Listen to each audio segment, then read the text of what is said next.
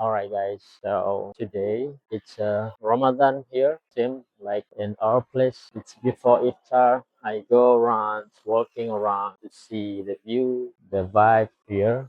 And see it's very beautiful place here, and many people walk around, play around, jogging.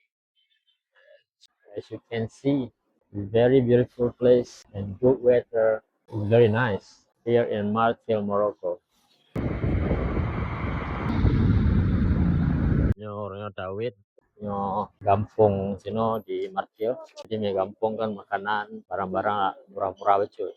Nyo udah beli kue, jadi kue cuma si dirham lah kayak po. Jadi nyo beli si po, jadi komplit mendo, dijampu-jampu mendo. Muslimin diyan. Alhamdulillah ya.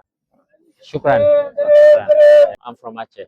يلا Wahan. بروفير Yeah, yeah, مراعاة السعودية يا أخي. yeah, yeah. Number one.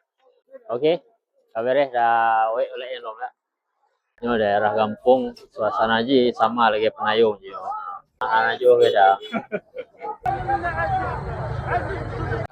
Nyo buat nyo sino rupi bulat-bulat no.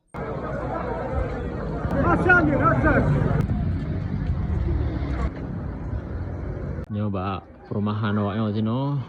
Anak juga dari Pasai rajak beno. Perumahan sino lagi toko-toko mandu nanti di pintuan rumah orang masing-masing.